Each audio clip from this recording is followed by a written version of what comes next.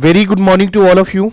कैसे हैं बच्चे? आई होप आप लोग बहुत अच्छे होंगे और आप लोगों का पढ़ाई बढ़िया चल रहा होगा। तो जैसे कि लास्ट क्लास के अंदर हम लोगों ने करा था ऑर्गेनाइजिंग के चैप्टर, आइए उससे आगे हम लोग स्टार्ट करने वाले हैं। जो चैप्टर उसका नाम है, ये आपका यूनिट 3 ही है, लेसन नंबर 10 रहेगा।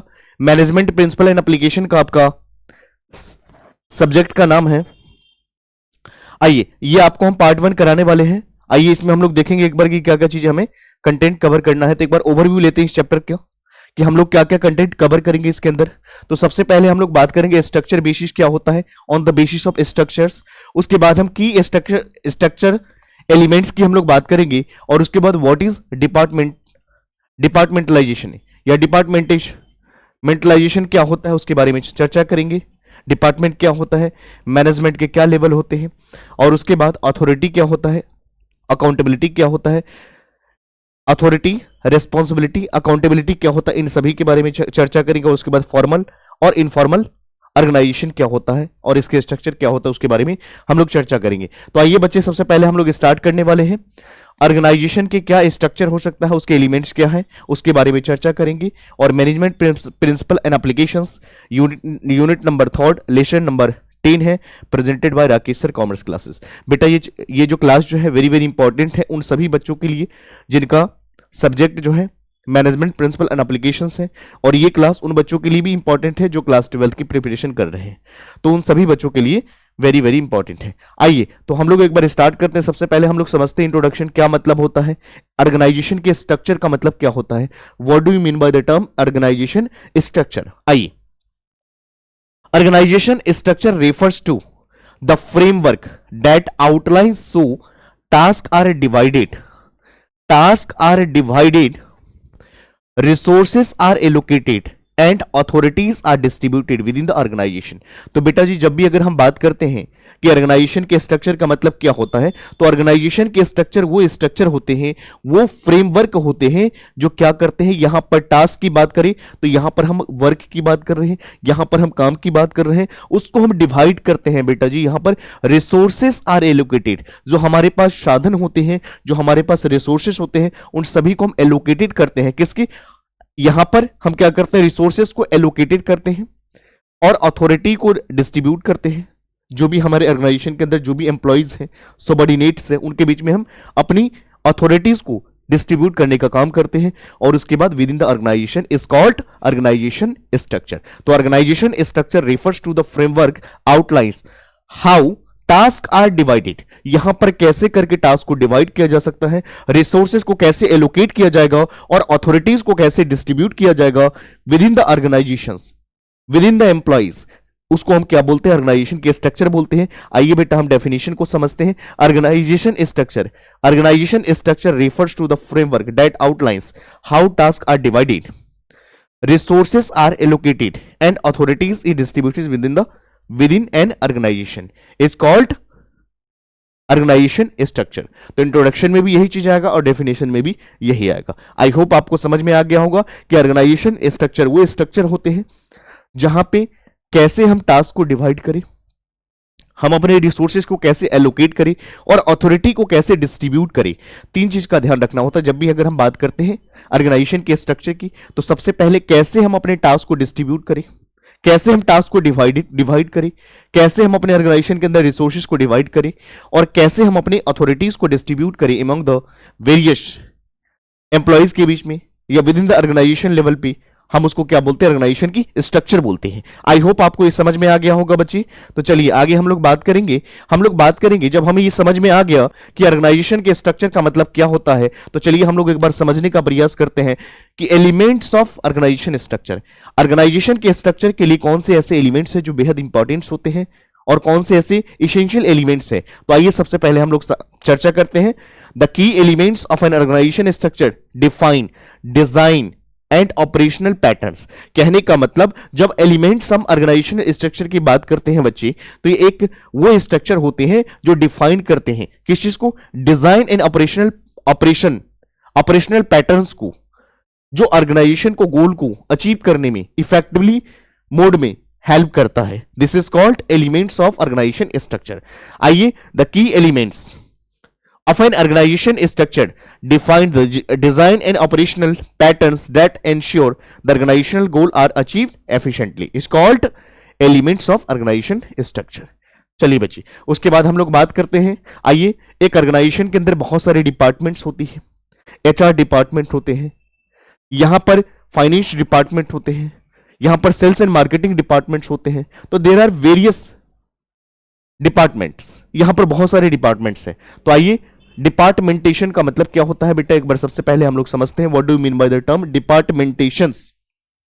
आइए, तो departmentation refers to the process of dividing an organisation into distinct units और departments based on similar task, functions और गोल्स. तो जब भी अगर बेटा हम डिपार्टमेंटेशन की बात करते हैं, जब भी हम एक ऑर्गेनाइजेशन की डिपार्टमेंट की बात करते हैं बच्ची, तो यहां पर हमें क्या करना होता है, हर ऑर्गेनाइजेशन का जो सिमिलर नेचर के जो टास्क होते हैं, हम उसको सिमिलर डिपार्टमेंट में हम हैंड ओवर करते हैं, ट्रांसफर करते हैं.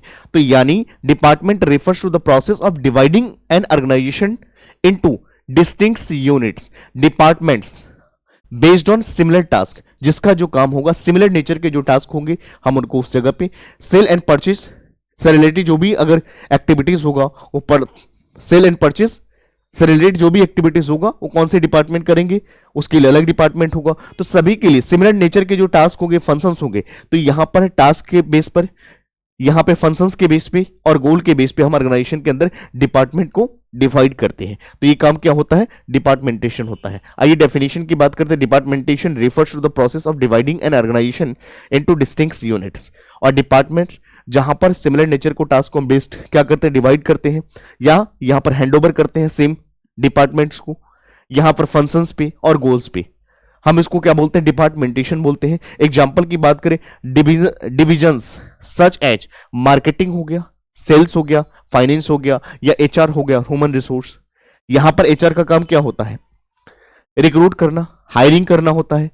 यहां पर सेल्स एंड मार्केटिंग का काम क्या होता है, मार्केटिंग करना होता है. फाइनेंस का काम क्या होता है, फंड्स को अरेंजमेंट कराना होता है. तो इस तरह से जितने भी ऑर्गेनाइजेशन है, जितने भी डिपार्टमेंट्स है, सभी डिपार्टमेंट्स का अलग अलग काम होता है.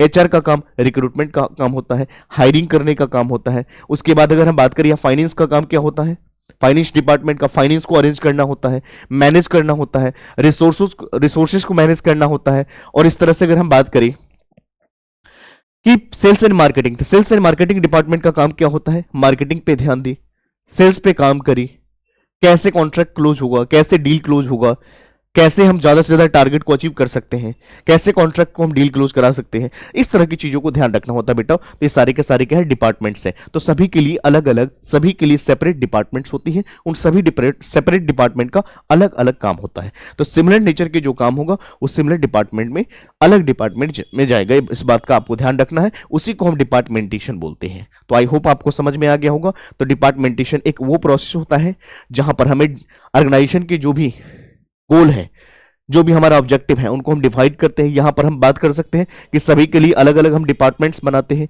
जहां पर सिमिलर नेचर के टास्क होते हैं, फंक्शंस के बेस पर, गोल के बेस पर हम इसको डिवाइड करने का काम करते हैं. This is called departmentations. चलिए बच्चे, आइए हम लोग आगे बात करेंगे. उसके बाद मैंने ऑलरेडी आप लोग याद करिए, जब मैंने बताया था कि मैनेजमेंट के कितने लेवल्स होते हैं, ये लेवल्स वाइज चलते हैं, ये सीक्वेंस में चलते हैं. तो मैंने बताया था एक टॉप लेवल होते हैं, एक मिडिल लेवल होते हैं और एक लोअर लेवल होते हैं. तो लेवल वाइज चलती है. एक ऑर्गेनाइजेशन की अगर हम बात करें तो यहां पर सीक्वेंस में काम करना होता है, चेन वर्क होता है, तो उनको फॉलो करना होता है. इस बात का ध्यान रखेंगे आप लोग. तो लेवल ऑफ मैनेजमेंट की बात करें बच्चे, तो levels of management indicate hierarchy of authorities.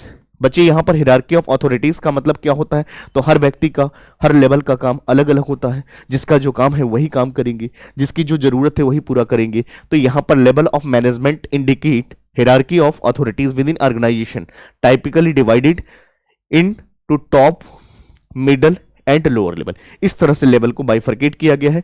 और हमने बताया हुआ है, जब स्टार्टिंग के क्लास में मैंने आपका क्लास लिया था, मैंने बताया था टॉप लेवल में कौन से लोग आते हैं, मिडल लेवल में कौन से लोग आएंगे, ऑपरेशनल लेवल यानी लोअर लेवल को हम ऑपरेशनल लेवल भी बोलते हैं बच्चे. तो यहां पर डेली बेसिस पे जो भी क्लर्क वगैरह हो गया. तो आइए कौन कौन से पर्सन, तो जब भी हम बच्चे अगर हम बात करेंगे कि यहां पर टॉप लेवल में कौन से व्यक्ति आएंगे, तो आइए सबसे पहले हम बात करते हैं टॉप लेवल के अंदर कौन आते हैं. तो कंपनी के सीईओ आते हैं, चीफ एग्जीक्यूटिव ऑफिसर्स. समझ में आ गया। यहां पर प्रेसिडेंट आते हैं, यहां पर कंपनी के चेयरमैन आते हैं। तो बड़े बड़े लोग होते हैं जो पॉलिसीज फ्रेमिंग करते हैं, जो रूल्स एंड रेगुलेशंस बनाने का काम करते हैं, जिनका काम अपर लेवल पर होते हैं बच्चे। मिडिल लेवल की अगर हम बात करते हैं, यहाँ पर डिपार्टमेंट के मैनेजर्स आते हैं, चाहे सेल्स मैनेजर हो गए, मार्केटिंग मैनेजर्स हो गया, फाइनेंस मैनेजर हो गया, एचआर मैनेजर हो गया। इस तरह से सभी लोगों का काम कहां पर होता है? मिडिल लेवल्स में। फिर हम लोअर लेवल की बात करें बच्चे, तो यहाँ पर टीम लीडर्स हो गए, यहां पर एम्प्लॉइज हो गए, यहां पर क्लर्क वगैरह हो गया, जो डे टू डे बिजनेस के ऑपरेशंस को हेल्प करता है, एक्टिविटीज को सपोर्ट करता है, हम उसको क्या कहते हैं? Lower level. तो इस तरह से बेटा जी लेवल से मैनेजमेंट का इस तरह से हमने इसको बाइफरकेट करा। आई होप आपको समझ में आ गया होगा। तो जब भी हम लेवल ऑफ मैनेजमेंट की बात करते हैं तो ये क्या इंडिकेट करता है? Hierarchy of authorities. Hierarchy of authorities की बात करें तो यहां पर क्या होता है? जिसका जो काम होता है, जिसका जो लेवल है, उसके हिसाब से ही काम करना होता है और ऑर्गेनाइजेशन के गोल को अचीव करते हैं। तो top, middle and lower level के अकॉर्डिंग लेवल्स को बाइफरकेट किया गया। तो ध्यान रखेंगे, इसमें सीईओ आ जाएंगे, कंपनी के चेयरमैन आ जाएंगे, प्रेसिडेंट आ जाएंगे, मेन पर्संस आते हैं, ठीक है, और यहां पर डिपार्टमेंट के मैनेजर्स आते हैं, और यहां पर टीम के लीडर हो गए या एम्प्लॉइज हो गए जो लोअर लेवल पे काम करते हैं। ठीक है, तो ये सारे के सारे लेवल्स हैं। आई होप आपको समझ में आ गया होगा। तो चलिए बच्चे हम लोग आगे बात करते हैं। आइए कुछ वर्ड्स को हम लोग ध्यान से समझते हैं। 3 वर्ड है, एक है अकाउंटेबिलिटी। सबसे पहले हम लोग अकाउंटेबिलिटी को समझने से पहले हम सीक्वेंस में चलेंगे। सबसे पहले अथॉरिटी होता है, फिर रिस्पॉन्सिबिलिटीज होता है, और उसके बाद अकाउंटेबिलिटी होता है। बच्चे सबसे पहले मैं आपको थोड़ा सा ब्रीफ में समझा दूं। एक होता अथॉरिटीज, एक होता रिस्पॉन्सिबिलिटीज, और एक होता अकाउंटेबिलिटी। अथॉरिटी का मतलब क्या होता है? अथॉरिटी सुपीरियर पर्संस जो होते हैं, जो कंपनी के मेन पर्संस होते हैं, उनके पास अथॉरिटीज होता है। अथॉरिटी का मतलब क्या होता है? डिसीजन मेकिंग का पावर होता है। यहां पर किसी चीज को डिसीजन लेने का जो पावर होता है, जो मेकिंग करने की जो उनके अंदर कला होती है, हम उसको क्या कहते हैं? अथॉरिटी कहते हैं। अथॉरिटी ऑर्गेनाइजेशन के सुपीरियर पर्संस के पास होती है, जो कंपनी के मेन पर्संस होते हैं। रेस्पॉन्सिबिलिटीज की बात करें बच्ची, तो यहां पर रिस्पॉन्सिबिलिटी की बात अगर हम करें तो जिम्मेवारी होती है। एक ऑर्गेनाइजेशन में जो एम्प्लॉइज लोअर लेवल पे काम कर रहे हैं, उनकी रिस्पॉन्सिबिलिटीज बनते हैं कि जब वो सैलरी लेते हैं तो उसको जस्टिफाई कर सके। जब सैलरी जस्टिफाई करेंगे तभी तो कंपनी उनको पैसे देंगी। जब वो काम करेंगे, जब ऑर्गेनाइजेशन के लिए काम करेंगे, तो उनकी रिस्पॉन्सिबिलिटीज को उनको फॉलो करना होता है। उनको जो भी सुपीरियर के थ्रू जो टास्क मिला है, उनको रेस्पॉन्सिबिलिटीज के साथ काम करना होता है। अकाउंटेबिलिटी का मतलब क्या होता है? कोई भी आपको टास्क दिया जाता है, उसके लिए आप रेस्पॉन्सिबल होते हो। आउटकम्स, फाइनल रिजल्ट के लिए, आउटकम्स के लिए आप रेस्पॉन्सिबल होते हो बेटा। तो अथॉरिटीज, रेस्पॉन्सिबिलिटीज और अकाउंटेबिलिटीज। आइए हम लोग यहां पर समझते हैं एक बार। आइए अथॉरिटीज की हम बात करते हैं, क्या मतलब होता है अथॉरिटी, फिर रेस्पॉन्सिबिलिटी की बात करते हैं, एंड अकाउंटेबिलिटी की हम बात करते हैं बच्चे। आइए रिलेशनशिप के बारे में हम लोग एक बार चर्चा करते हैं। तो एक बार हम सबसे पहले देखेंगे इसको। तो आइए बच्चे अथॉरिटी की हम बात करते हैं, क्या मतलब होता है अथॉरिटी, उसको समझते हैं। फिर हम लोग समझेंगे रिस्पॉन्सिबिलिटी क्या होता है, फिर हम लोग समझेंगे बच्चे अकाउंटेबिलिटी का मतलब क्या होता है, और तीनों चीज को हम लोग एक एक सिंगल करके हम लोग समझेंगे। तो आइए बच्चे सबसे पहले हम लोग समझते हैं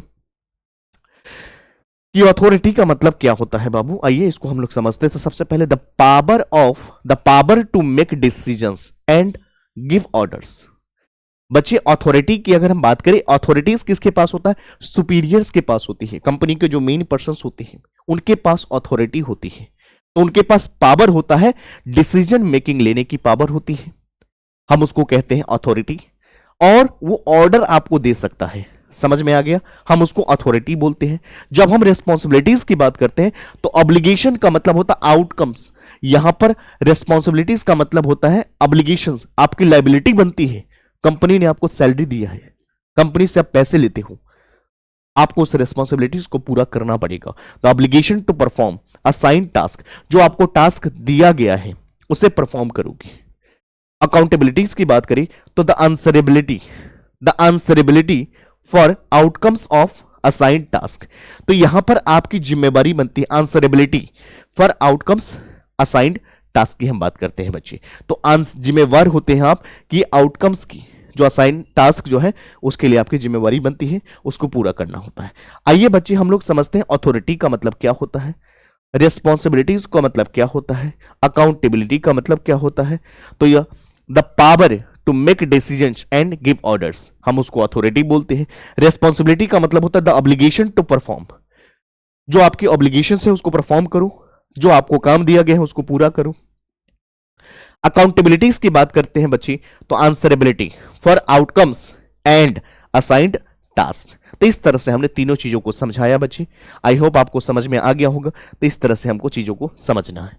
आई बात समझ में, क्लियर है पॉइंट्स? चलिए हम लोग आगे बढ़ेंगे।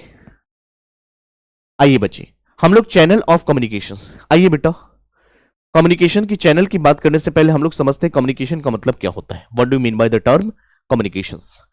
बच्चे मैं एक चीज आप लोगों को बता दूं, कम्युनिकेशंस स्किल्स का एक अच्छी कम्युनिकेशन होना, एक इफेक्टिव कम्युनिकेशन होना बेहद इंपॉर्टेंट होता है। कि जब कभी भी कॉर्पोरेट वर्ल्ड में और कभी भी आप किसी ऑर्गेनाइजेशन के साथ काम करते हैं, जब आप जॉब करते हैं या मार्केट में जाते हैं, आपकी कम्युनिकेशन स्किल्स बहुत ही महत्वपूर्ण भूमिका निभाते हैं जब किसी भी जॉब में जाते हैं, किसी भी लेवल्स पे। तो कम्युनिकेशंस का मतलब क्या होता है? कम्युनिकेशन का मतलब क्या होता है? कहने का मतलब यह है कि मान लीजिए मैंने कुछ चीजें समझाया, मैंने कुछ चीजें कम्युनिकेट करा, बट आपको समझ में आ गया, आपके नॉलेज में आ गया, इट मीन्स कि मेरी कम्युनिकेशन स्किल्स ठीक है। तो हम ये कह सकते हैं कम्युनिकेशन एक वो प्रोसेस होता है जहां पर आप अपने बिलीव्स, आप अपने आइडियाज, आप अपने थॉट्स को शेयर कर रहे हैं एक व्यक्ति से दूसरे व्यक्ति में, हम उसको कम्युनिकेट कर रहे हैं। जैसे मैं आपको पढ़ा रहा हूं, तो मैं यहां पर अपनी नॉलेज को डिलीवर कर रहा हूं और आपको कम्युनिकेट कर रहा हूं, ताकि चीजों आपको ये चीजें समझ में आना चाहिए। तो कम्युनिकेशंस का क्या चैनल है? तो कम्युनिकेशंस का एक इफेक्टिव कम्युनिकेशन का होना बेहद इंपॉर्टेंट होता है ऑर्गेनाइजेशन के अंदर, और कम्युनिकेशन आपका सही रहेगा तो आप यहां पर सही तरीके से परफॉर्म कर पाओगे। आइए इसके कुछ चैनल है बच्चे। तो channel of communications refers to the pathway of through which information flow in organisation. बच्चे चैनल ऑफ कम्युनिकेशंस की जब हम बात करते हैं तो हमें पाथवे, वो रास्ते दिखाई देती है कि कैसे हम अपनी थॉट्स को, बिलीव्स को, आइडियाज को, इमोशंस को हम कैसे सामने वाले तक शेयर कर सकते हैं। तो ये एक पाथवे होता है जिसके थ्रू आप अपनी इंफॉर्मेशन को फ्लो कर सकते हो एक ऑर्गेनाइजेशन में। आई बात समझ में? हम इसको कहते हैं चैनल ऑफ कम्युनिकेशन। तो चैनल ऑफ कम्युनिकेशन की जब हम बात करते हैं तो channel of communication refers to the pathway through which information flow in an organisation is called channel of communication. बच्चे दो तरह के होते हैं, एक होता है फॉर्मल और एक होते हैं इनफॉर्मल। आइए फॉर्मल क्या होता है? जहां पर ऑफिशियल चैनल लाइक ईमेल्स होते हैं, रिपोर्ट्स होते हैं एंड मीटिंग्स होते हैं, ये फॉर्मल होते हैं। सिस्टमेटिक तरीके से पैटर्न्स को आपको फॉलो करना होता है। कहां पे? जब हम बात करते हैं कहां पे? फॉर्मल में। इनफॉर्मल की बात होती है बच्चे जहां पर कैजुअल इंटरेक्शन की बात करते हैं and personal discussions, this is called informal. जहां पर सिस्टमेटिक चैन को फॉलो नहीं करना होता है, this is called informal communications. I hope आपको समझ में आ गया होगा। तो सबसे पहले हम लोगों ने चैनल ऑफ कम्युनिकेशन समझा। चैनल ऑफ कम्युनिकेशन वो वे होता है जहां पर इंफॉर्मेशन को हम क्या करते हैं बच्चे? फ्लो करते हैं एक ऑर्गेनाइजेशन के अंदर। फिर हमने समझाया कि फॉर्मल होते हैं और एक इनफॉर्मल होते हैं। ये दो तरह के होते हैं, एक ऑफिशियल चैनल लाइक ईमेल्स हो गया, रिपोर्ट्स हो गया एंड मीटिंग्स हो गया, ये फॉर्मल में आते हैं। मैंने इनफॉर्मल में बताया जहां पर कैजुअल इंटरेक्शन होती है, जहां पर सिस्टमेटिक चैन को फॉलो नहीं करना होता है, हम उसको क्या बोलते हैं? जहां पर पर्सनल डिस्कशन की हम बात करते हैं, वो सारे के सारे इनफॉर्मल कम्युनिकेशंस के अंदर आते हैं बच्चे। चलिए आइए हम लोग बात करते हैं बच्चे, एक होता फॉर्मल, एक होता इनफॉर्मल ऑर्गेनाइजेशन। आइए क्या मतलब होता है इसके बारे में हम लोग समझते हैं। तो फॉर्मल कम्युनिकेशंस क्या होता है वर्सेस इनफॉर्मल ऑर्गेनाइजेशन क्या होता है, उसके बारे में हम चर्चा करते हैं। तो आइए फॉर्मल ऑर्गेनाइजेशन की जब हम बात करते हैं, structured and pre defined communications channel, ये फॉर्मल होता है। फॉर्मल ऑर्गेनाइजेशन की बात करते हैं structured and predefined communication. तो यहां पर फॉर्मल की जब हम बात करते हैं तो यहां पर सिस्टमेटिक आपको चैन को फॉलो करना होता है, या formal organisation structured and predefined communication channel यहां पर पहले से डिफाइंड होती है, जबकि informal communication unofficial and spontaneous communications. तो यहां पर हम कह सकते हैं कि यहां पर अनऑफिशियल तरीके से आपको क्या करना होता है? कम्युनिकेट करना होता है। यहां पर ऑर्गेनाइजेशन के अंदर एम्प्लॉइज के बीच में हम उसको कहते हैं इनफॉर्मल। तो फॉर्मल का मतलब होता है जहां पर ऑफिशियल आपको सिस्टमेटिक तरीके से आपको चैन को फॉलो करना होता है, और यहां पर अनऑफिशियल तरीके से पर्सनल वे में डिस्कशन कर रहे हैं, कैजुअली आप किसी के साथ मीटिंग्स कर रहे हैं, तो इनफॉर्मल ऑर्गेनाइजेशन हो जाते हैं। चलिए बच्चे आइए उसके बाद हम लोग बात करते हैं कि कौन सा बेटर होता है, विच इज बेटर, फॉर्मल और इनफॉर्मल। आइए बच्चे, तो वैसे अगर हम बात करें तो ज्यादा बेटर तो फॉर्मल ही होगा, क्योंकि सिस्टमेटिक यहां पर आपको सिस्टमेटिक रूल्स को फॉलो करना होता है, चैन को फॉलो करना होता है, यहां पर सीक्वेंस में काम करा जाता है। आइए फॉर्मल स्ट्रक्चर की हम बात करते हैं, क्या मतलब होता है? तो प्रोवाइड क्लैरिटी एंड कंट्रोल, बिल्कुल सही बात है, यहां से क्लैरिटी मिलती है और कंट्रोल भी होती है। इनफॉर्मल स्ट्रक्चर्स की हम अगर बात करें, एंश्योर फ्लेक्सिबिलिटी एंड क्रिएटिविटी, तो यहां पर क्या होता है? पर्सनल डिस्कशन होते हैं, ज्यादा कैजुअल तरीके से आप करते हो। तो यहां पर फॉर्मल में क्या होता है? प्रोवाइड क्लैरिटी एंड कंट्रोल होती है, क्योंकि यहां पर आप ऑफिशियल वे में काम कर रहे होते हैं। जबकि इनफॉर्मल में क्या होता है? फ्लेक्सिबिलिटीज होती है, क्रिएटिविटी होती है। कंक्लूजन की बात करें बच्चे, तो a combination of both is essential for balancing efficiency and adaptability. तो ध्यान रखेंगे ये बोथ ही हमारे लिए, दोनों के दोनों हमारे लिए इंपॉर्टेंट होता है। हमें बैलेंस को क्रिएट करना होता है एफिशिएंसी और एडॉप्टेबिलिटी के बीच में। तो हमारे लिए दोनों ही फायदेमंद है, दोनों के अपने अपने फीचर्स है, अपने अपने मेरिट्स पॉइंट्स है, अपने अपने डिमेरिट्स पॉइंट है। तो इस तरह से हमें चीजों को समझना है, तो दोनों ही इंपॉर्टेंट है। आइए तो सबसे पहले अगर हम बात करें, सबसे पहले हम लोग बात करेंगे, रिकैप करते हैं कि आज के क्लास के अंदर पार्ट 1 के अंदर हम लोगों ने क्या करा, ऑर्गेनाइजेशन के क्या स्ट्रक्चर होते हैं। तो what is an organisation structure, क्या मतलब होता है बच्चे ऑर्गेनाइजेशन के स्ट्रक्चर, उसके बारे में हम लोग समझेंगे। The framework outlining task divisions, resources allocations and authorities distribution within an organisation, हम उसको क्या कहते हैं? ऑर्गेनाइजेशन स्ट्रक्चर्स कहते हैं। और उसके बाद की एलिमेंट्स ऑफ ऑर्गेनाइजेशन स्ट्रक्चर की बात करें बच्चे, तो these defines design and operational patterns to achieve the organisational goal and effectively and efficiently mode में। डिपार्टमेंटेशन क्या होता है? डिवाइडिंग वर्क इनटू यूनिट्स, यहां पर काम को डिवाइड करना होता है यूनिट्स में। The process of grouping similar task functions goals into the distinct unit and department for better management, बिल्कुल सही बात है। फिर हम लोगों ने लेवल्स ऑफ मैनेजमेंट की बात करा एक ऑर्गेनाइजेशन के अंदर, जहां पर हमने बात करा hierarchy indicating top middle and lower management roles their specific responsibilities within the organisation. फिर हमने 3 वर्ड का ध्यान करा, अथॉरिटी क्या होता है, रिस्पॉन्सिबिलिटी क्या होता है, अकाउंटेबिलिटी क्या हो, इस तरह से हम लोगों ने चर्चा करा। तो आइए explain the powers to decide the organisation for task and answerability, result organisational roles. फिर चैनल ऑफ कम्युनिकेशंस के बारे में हम लोगों ने चर्चा करा। तो यहां पर पाथवे लाइक फॉर्मल में क्या होता है? ईमेल होता है, मीटिंग्स होते हैं। इनफॉर्मल में कैजुअल टॉक होती है, इंफॉर्मेशन फ्लो एंड इंटरेक्शन। तो इस तरह से पार्ट 1 को हम लोगों ने कराया। आइए सेकेंड पार्ट के बारे में हम लोग अगले क्लास में डिस्कस करेंगे। तो यहां तक आप लोग रिवाइज करें और बाकी डेली बेसिस पे नोट्स प्रोवाइड हम करते हैं अपने टेलीग्राम चैनल पे। तो कोई भी बच्चे को अगर नोट्स चाहिए डेली बेसिस पे अपडेट रहने के लिए, हमारे टेलीग्राम चैनल को भी ज्वाइन कर सकते हैं। यूट्यूब के लिंक के डिस्क्रिप्शन में गिवन है। बाकी हम लोग मिलते हैं, आपको क्लास कैसी लगी कमेंट सेक्शन में जरूर बताएंगे। बाकी मिलते हैं हम लोग अगले क्लास में अगले पार्ट के साथ। यहां तक आप लोग रिवाइज करें। Thank you so much, take care.